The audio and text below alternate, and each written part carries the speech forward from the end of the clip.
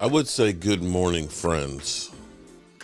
But first thing, it won't be friends that are here. It will be all of the trolls. All of the trolls that will descend upon me and the Dallas Cowboys literally like cockroaches. Good. It's not good this morning. It's not good this morning at all. It is not good at all. Trolls, 49er fans, Eagle fans, have at it. Have your way. I deserve it. The Cowboys deserve it. We stunk the place up. In a game that should have been a measuring stick to see if we are even a decent team, we stunk the place up. We sucked ass. We were hideous. We were awful. And you know what? This is the time that you start thinking. I think about the time, the effort. You know, I look all week. I bust my ass. I say, I got to get back home. You know, I'm working on the red brick house, but I got to get back, by Saturday. I got to pick up the big sub roll. I got to get the meats. I got to get it prepared. I got to spend my money. I got to get up early, get the stuff going. I'm running around like a crazy man with my head cut off. I want to make sure everybody has a good time that comes over and have something good to eat, that when we put on the live stream, that we have fun. We build things in the workshops for giveaways for the fans. My wife come up with ideas for different shirts and things like that and all this, that, and the other. And you get excited about watching a game and you see a pile of crap like we saw last night. After being sold, where we are literally Charlie frickin' Brown, where Lucy, every time, is holding that football. And I realize Lucy is Jerry Jones. Jerry Jones holding that football.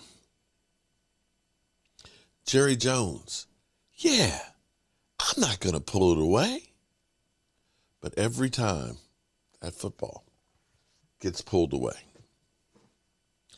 I am sick and tired of the glitz, the pomp and circumstances, the palace in Dallas, all of the talk shows and everything else. I just want to be a football team. I just want to be like a regular football team as opposed to being America's team. I want to be a football team that carries the lunch pail. I don't want to be the superstars.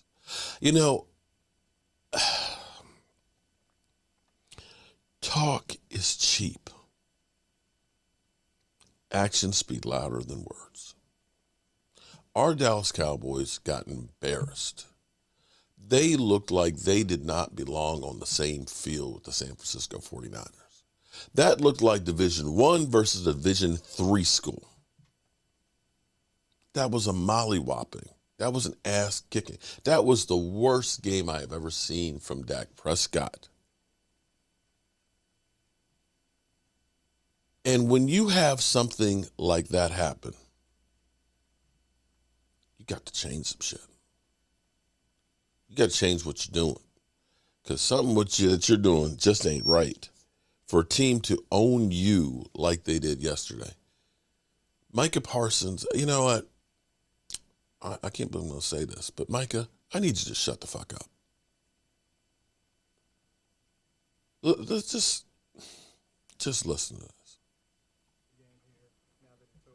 How do you feel about where you guys are at and what you need to do to compete at that level of I don't think they really are higher level than us.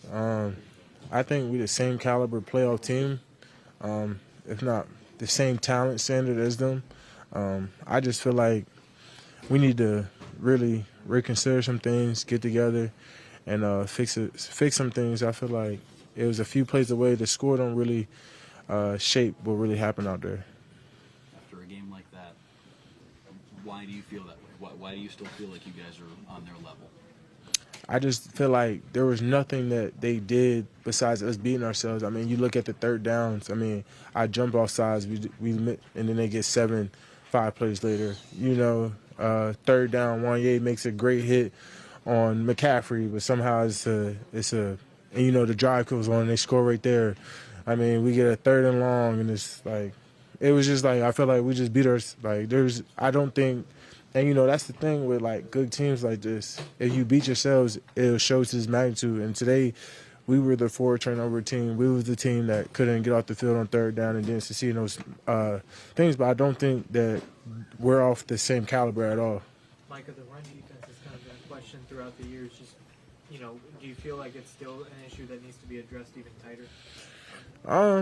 I don't know. That's something that it's just only so much I can do from where I'm sitting at. Like, I don't know what's going on inside. I just set the edge, bro. Like, I don't know things that the interior or whatever needs to get addressed. It's just something the coaches got to look at. Micah, does a game like this make it even more frustrating? Because, like you said, you guys know that you're capable of much more. Yeah, I don't think there's a person not frustrated in this locker room. I feel like we need to change some things. It's like when we on, but I feel like I never seen a champion not be battle tested. And you see that in a great Andre Ward, he gets knocked down, he wins 10 straight. So we're just getting tested early. And it started early in the season, then it was Trayvon, and we've been in some games where we should have won and games where we beat ourselves with the penalties and things like that. We just getting tested right now. What's the message going forward? Just know where we at. It's still early in the season. I need to help bring these guys together, and we need just to get better. There's no such thing as losing. You learn. So tonight we just learned a lesson. Tonight we got served. We were the team on the other end of the stick. We the turnover team. We the team that puts up points, and tonight it wasn't us. So sometimes you gotta look at these losses as a blessing and just say thank you. How would you compare it to the Arizona game? Arizona game, same thing. I mean, we beat ourselves in that game. Like I said, it's a blessing we lost today. This was viewed as a measuring stick game for y'all to see how far y'all come. You certainly lost them twice last year.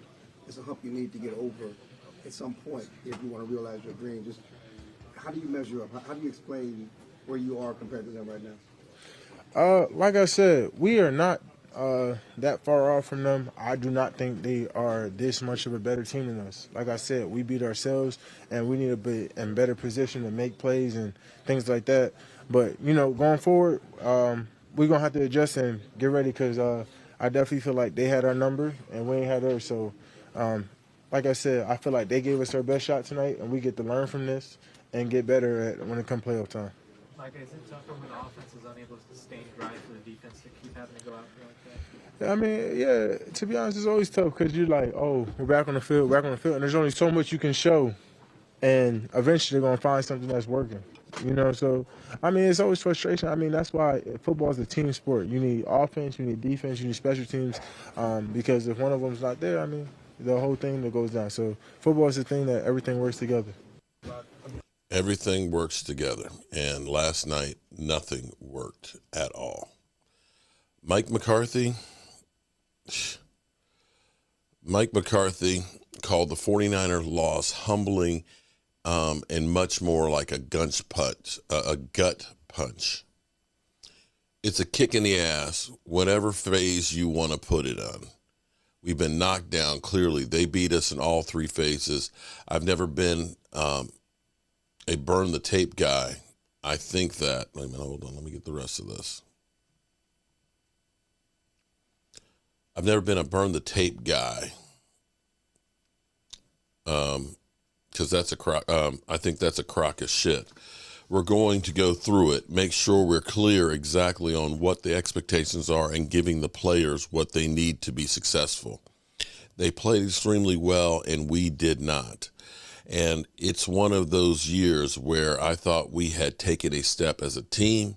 I didn't see this coming. We did not hit the mark at all. Mike McCarthy's words. Mike McCarthy, unfortunately, I hate to say that the experts out there, the talking heads, they're right about the Dallas Cowboys. They were right about Mike McCarthy. Mike McCarthy's play calling is not creative at all. CeeDee Lamb has been held under 55 yards receiving the last 3 games. I don't know what it is that he is doing with Dak, that Dak literally has had his worst game in the NFL in his career.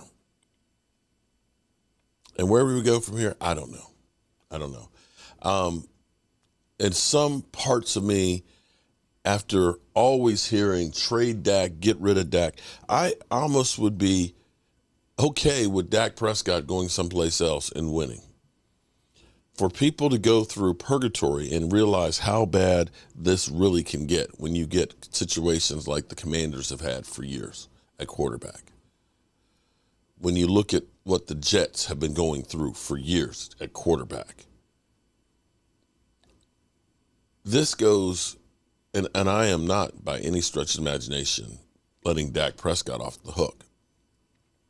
But our problems have been forever more than just the quarterback. We stunk. We couldn't stop them on defense. We looked soft. Our offensive line is not good. It's gotten old overnight. And if there's any bright side, this is probably rock bottom. I don't know that it gets much worse than this. There is time for them to pick themselves up off the mat. But if they think that we them boys and that we can overlook anybody, they need to go back to the Cardinals game and this game and understand your ass can get kicked by anybody and will be if you don't wake the F up.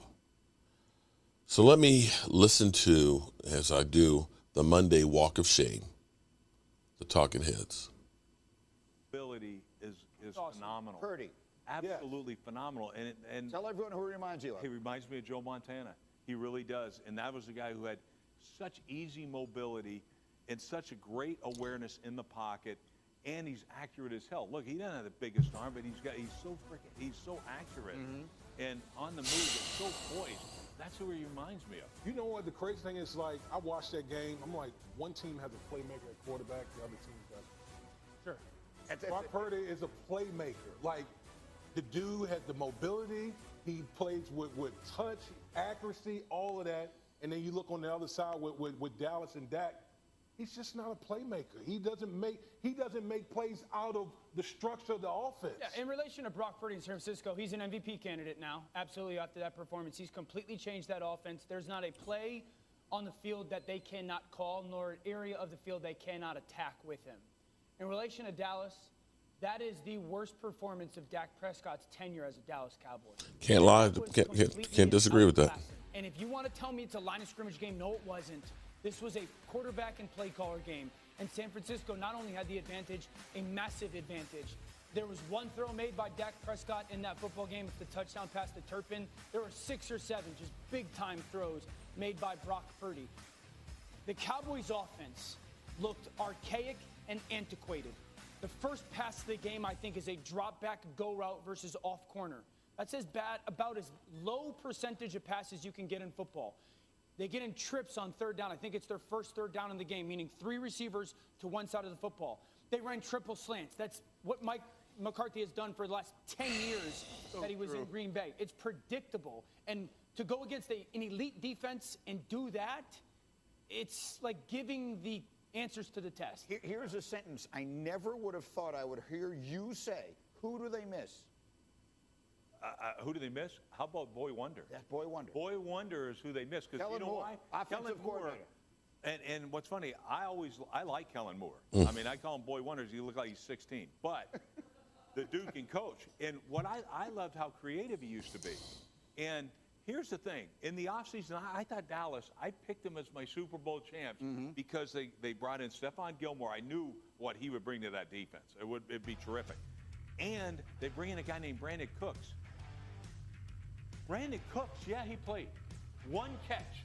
This kid gained 1,000 yards. By the way, he's played for every team in the National Football League and gained 1,000 yards.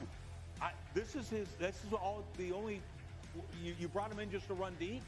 I don't get it. So to me, it's like We got to go back and use our weapons. And who are our weapons? Yeah, right now you assume it's Amari Cooper and that's it. C.D. Lamb. Or C.D. Lamb, excuse me. And that's it. Well, where's Brandon Cooks? Where's Tony Pollard? Like, you have some players. Right. It has to get substantially better for you to play against the elite team. I'm going to give D. Wood credit because you said to me last week, if the Cowboys aren't in front, they're lost. If they're not playing from in front where their defense can pin their ears back and their quarterback can be conservative and find little plays here and there. When they get behind, they get into a game like that and they just get crushed. It's happened twice. They're a front-running team, obviously led by their defense. When their defense is, creating turnovers and in a frenzy, that's when Dallas is at their best, right? That's why I said they're a front-running team. And even their quarterback plays to that because the pressure, he's off the hook. But now when you're going up against a team that's equal or better than you and they're not giving the ball away, we know that San Francisco is the best team in the league at taking care of the football. It clearly exposes Dak Prescott. He's not a playmaker at the quarterback position. Okay, so let's try and solve some of the problems here. The one thing you love about Dak, he says the right thing. He said after, it's the most humbling game I've ever been a part of. That's what you want to hear him say. What do they do to fix this? Right now, they look as far from being a Super Bowl contender as you can. Detroit looks way better than them. Philly. San Francisco goes without saying. Seattle looks better than them. They look, maybe even the Rams. They look like maybe the 5th or 6th best team in the NFC. Yeah. What do they do to get this fixed? They've got 2.5 months to do it. Yeah, and I was wrong kind of saying that a month ago they were the best team. They were just playing really bad football teams. So how do they get it fixed? So they got to figure out defensively a little bit without Trevon Diggs. And that is still a very big storyline because they can't play to the style that they want. I think offensively specifically, you cannot just line up in today's NFL and stand still offense. You can't. This is what bad offenses do. They line up, they call a good play, and when they don't out-execute a good defense, they go, we just got to execute better. No.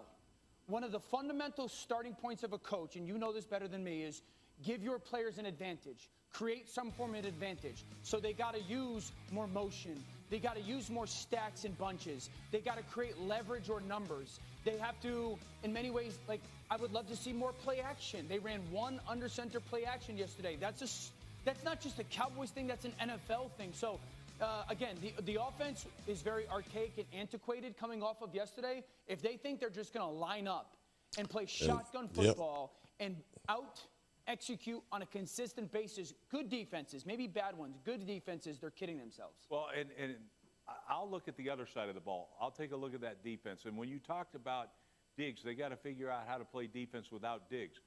Here's a crazy stat that Himbo gave me. All right? Yeah. 30th in the league in pass defense since Diggs left. Like, and I said that was going to be a major 30th? issue. 30th. Wow. 8.5 yards per attempt. So, like, this is horrible. And so what it tells me right now is you've got to make adjustments. You've got to get out of all that man coverage you were wanting to play early when you had Gilmore and Diggs on the field.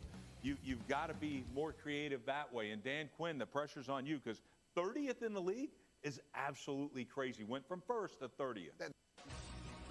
Okay. That's it. I don't know.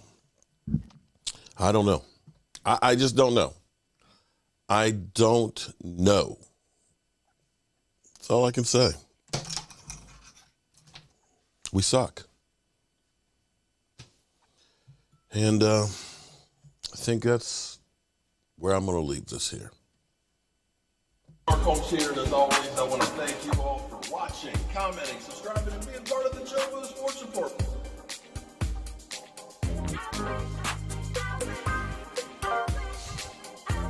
This one hell of a job, and the only thing else I got to say is, how about them Cowboys?